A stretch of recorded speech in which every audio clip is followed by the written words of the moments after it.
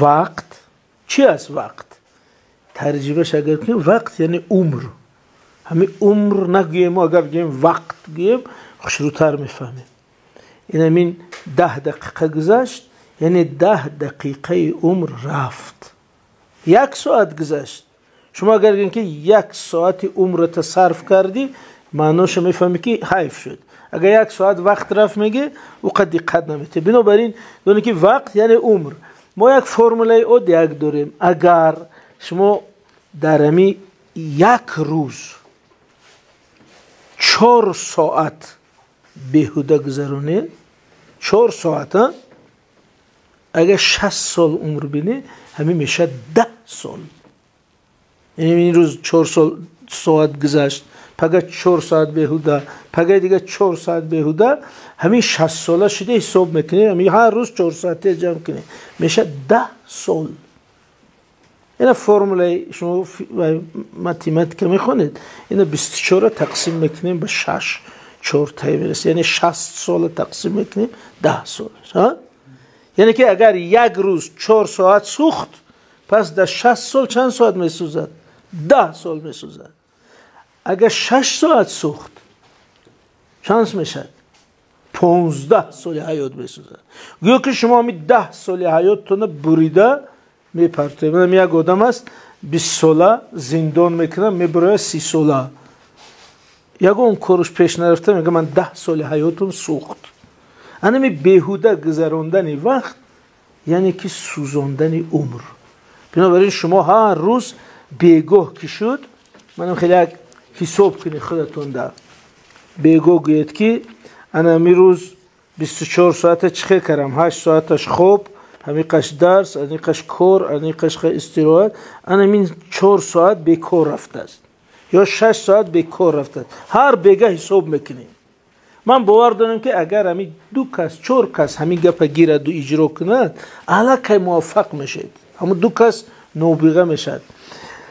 حساب میکنیم بیگه که چند ساعت همین روز بیکار رفته است. با پگو همین 1 ماه ده بعد جمع میکنیم میگه که همین ماه مثلا 30 روز است، از همین 5 روزی من سوخت است.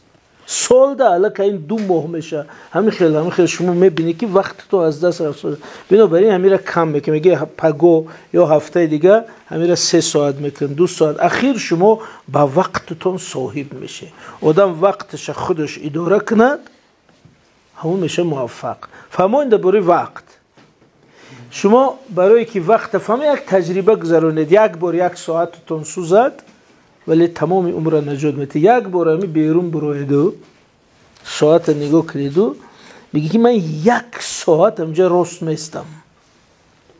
شما الکی در 15 دقیقه پوتون در میکن، 20 دقیقه در بتوقت میشه، نیم ساعت میغلطید. پس میگه که این 1 ساعت یک بسیار بوده است، ولی به بیهودگی میگذاریم نمیفهمیم. یعنی انا خیلی وقت حتما چیکار میکنید؟ اکونوم یا که صرفه جویی. دوم چیزی که درباره تربیه این استادا هستن شما دایتون گرین است که امی ادب یعنی چی است. ما هر روز میگیم که با ادب شو.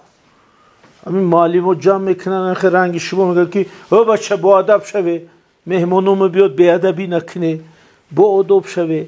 اگر ما تجربه گذراندیم که یک آدم هر روز هم خیلی که با ادب شو 10 سال هم گذرد و با ادب نمیشه. چون همین چی معنی دارد؟ بنابراین همین را کشودن در کارو گفتن در کوکی. مثلا همین ادب 100 چیز است. مثلا فرضاً 100 کار است که اگر همون را یاد گیری میشه با ادب.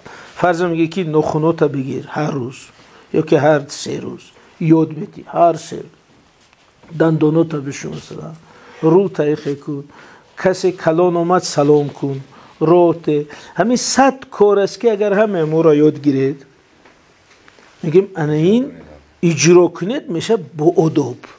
ولی هم خیلی با ادب شو اون بچه میگه که من چیکار کنم آخه با ادب شوم؟ زیر همین مفهوم چه در نظر داری؟ اما وقتی هر یک جزئیاتش یادیم، اینا یگان بار نمیگیم با ادب شو، فقط میگیم که این از این بعد هر روز دندون تا میشه، ای بعد هر روز سر دخه، ای روز کلام خیل کتاب خیل باش همین عملایی که عملا یاد دادیم در نتیجه او میشه با ادب. ولی به نصیحت کردن نمیشه آدم تغییر یابد. بنابراین استادا اگر همین متدی عملی با بچه‌ها کار کنید، شرایطای مشکل بود، نه سوید بود و وقت، نه خیلی مکتب و جای وسیع، ولی اینقدر دانشمند از همین وحیا برآمد است. پس همه آب و خاک هست، همه هوا هست، همه مادر و پدری که اونها را تولد کرده است، امروز هم همین ملت، همین نسل، همین قوم هست. پس شما هم همین خیلی شانس، اگر به زبان علمی گیم، همین خیلی گن دارید. هر یک شما یک پروفسور، یک دانشمند، یک کسی که برای ملت خدمت میکنه، استاد نظر یزدان هم از همینجا هست، شاعری مشهور. اگر شما هم رادیوی تاجیکستان گوش کنید، هر شب قریب 1 ساعت نظر یزدان درباره تاجیک گپ میزنن. اونا برنامه تاجیک شناسی دارن، 1 سال گپ زد به خدا. من گفتم دانش و گپی همین که تمام نمیشده باشه. مثل همین دریای خینگاب رفت ساده است، تمام نمیشد. همین استاد نظر یزدان اگر 100 ساعت گپ زنه دانشش تمام نمیشه. انا از همینجا بیرون اومد. پس شما همین نامه یاد گیرید، در ذهنتون گیرید که من هم میتوانم، ما هم میشویم همین خیل. اونا از همین آب خوردن، از همین هوا نفس کشیدن، از همین نان خوردن، از همین اصلی طویل دره و اخیا خوردن و این قدر آدمای بزرگ از اینجا بیرون آمده است. پس چی معنا دارد؟ که هر یکی شما میتونید همیشه شوید.